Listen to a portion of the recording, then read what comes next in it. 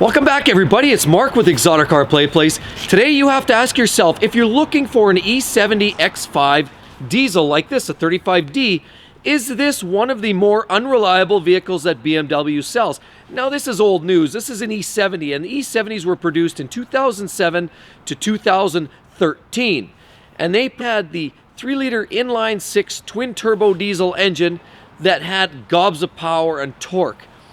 But I'm going to talk to you about some of my personal experience in owning this vehicle and what I've been through over the years of ownership. And you determine for yourself whether this is a vehicle that's unreliable and whether you be willing to own something like this.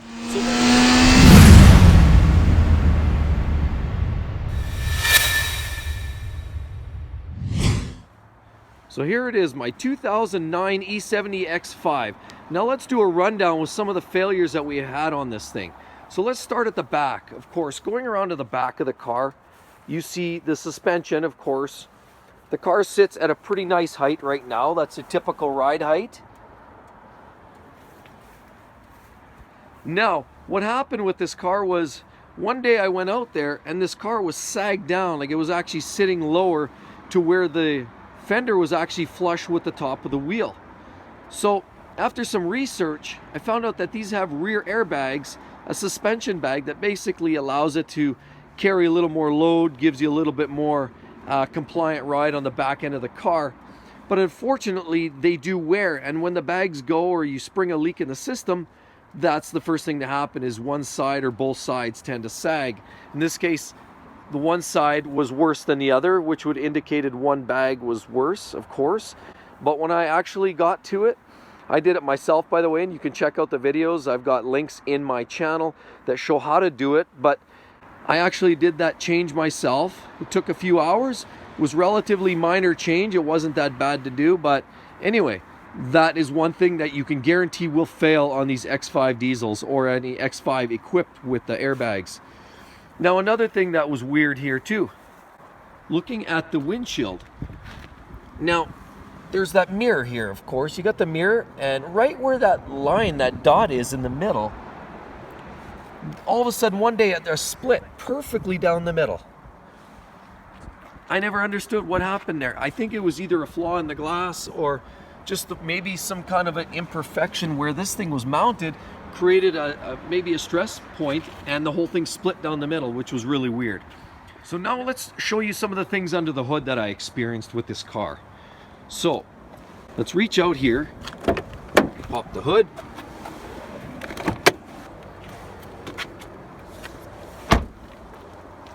Now we're going to open up the hood, and I'm going to show you a few things. Okay, there we are. The infamous E70 Diesel 35D engine setup here. The DEF fluid, pretty minor stuff. There's actually 2 points to fill that, by the way, there and there. But that's not the problem. So I've had a few things happen under here. I've had a fault code that created an issue where there was a broken vacuum line. Well, do you realize with a modern day engine, especially turbocharged engine and diesel in particular, with all the emission systems and fuel systems and collection and all that fun stuff, could you imagine how many vacuum lines actually exist in this engine? A lot. Well, and that's what happened. I sprung some kind of a cracked vacuum line and it spit out a code, and this car literally spent 3 days in the shop for them to troubleshoot the issue. It took forever for the dealer to troubleshoot it. And I mean, you know, obviously there's a lot of work involved here. There's a lot of stuff to take apart, but that caused a lot of headache for them, I'm sure. Fortunately, they gave me a quote. I didn't actually have to pay for all the time it was in the shop, but it did leave me without the vehicle for a period of time, which was quite unfortunate. So that was another failure. Yet another one. Another one I had this year actually was, you can't really see here, you actually have to take this off. Take that, and then you really got to kind of gut the whole top of the engine off. And then what that leaves you is gaining access to the intake manifold. So you take that off, all that hardware, intake manifold, everything's got to come off, and then you gain access to the glow plugs. Once you have access to the glow plugs, then that is a fun job in itself. And I decided not to tackle it myself. I actually took it to the dealer to deal with. I heard that it's not that difficult a job. However, if you break one of the plugs off in the engine block, good luck. You're on your own. You're gonna have to pull ahead and basically manage that whole repair yourself. Good luck with that. Not a fun task from what I hear. So another problem I have, specifically virtually every single year, is this DEF fluid. So that's this container, and that's that filler as well. Those are the fillers where you add the diesel exhaust fluid, the DEF. And that fluid is really essentially injected into the exhaust system to keep things cleaner at the tailpipes. Now the problem is that stuff works really, really well when temperatures are nice temperatures, when it's warm and it's not too cold out. Problem is here in Canada where I live, it often hits minus 30 degrees Celsius, which is close, you know, sometimes even as low as 40 degrees below 0 Celsius and Fahrenheit, as I believe that's the crossover.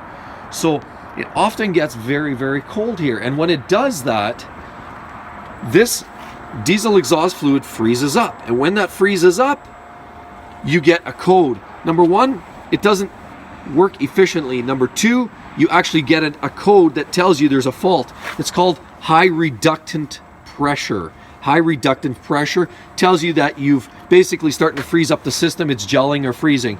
I've had that every single year in the last, I don't know, handful of years. As soon as it hits about minus 28, minus 30 degrees Celsius, guaranteed I've got that high reductant pressure code spit out again and again and again. And then I'll take the car into a car wash, let it sit and thaw for 6 or 7 hours, and then reset the code, and it's good for a while. So it's just a common flaw with the diesel engines here, and this diesel exhaust fluid that you find, you know, as part of the add-on for these cars. So then I've had other problems here too, some of which also spit out code. So let me pull this for a second here. Let's put this just up there for now. We're looking at the EGR hardware. You've got the EGR cooler, and you've got the EGR valve and some other miscellaneous valves that, you know, work in part of the intake. Some of it's to recirculate, some of it actually shuts off. When the engine shuts off, it sort of chokes the engine. There's a few different things going on in here. This is part of the throttle body assembly and all this. I've had this fail. I've had to replace this part here before. This thing started failing. It spit out a code. That was a problem. The EGR cooler itself, which is this part down here, that guy is also cracked. That's also a very common problem with these cars. You know what? It's just an expensive part. It's a pain in the rump, but that's parts commonly known as well as a failure point. So all this EGR bit, throttle body hardware, has been known to fail on this engine as well, on my car here specifically, and it's very common for many of these cars out there. So let's just close the hood right now, and I'm going to show you one other thing that's kind of unusual with this car. And this is a common issue that I find with this thing. It's a beautiful machine altogether. I love it. But it isn't without its faults. So I'll show you something inside here. So I'm going to open up the door. We're going to climb on in. Now, what we're going to do, this is a really weird thing. So I'm going to start the car. It's running. Everything's tickety-boo. No codes, no faults. That's a nice thing on a BMW, not to see any issues. But what I'm going to do, this is always a fault that seems to kick in all the time on this car. So the normal way to go to reverse, you squeeze and you push it backwards. That's going to drop me into reverse. But when I do that, and if I get too quick onto the throttle, you will see a code many, many times over and over again. So I'm going to do this down here, but I'm going to show you up on the dash as I do this. So I'm going to switch it into reverse.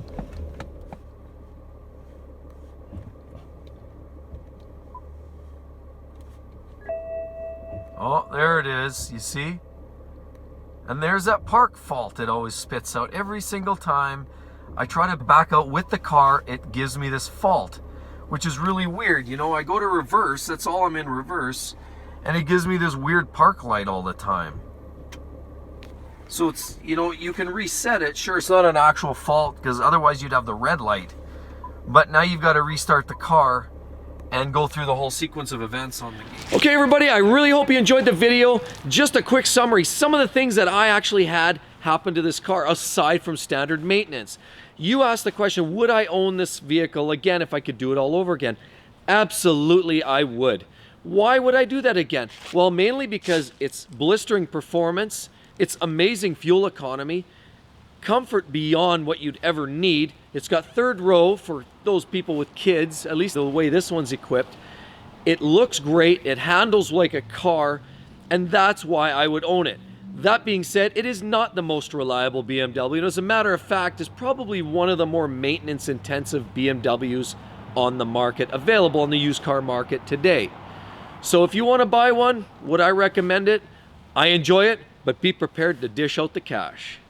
Thanks again, everybody. Make sure you give it a thumbs up, like, and subscribe to the channel. I'd love to see you on the next one. Hope to see you real soon, everybody. Talk to you then. Bye-bye.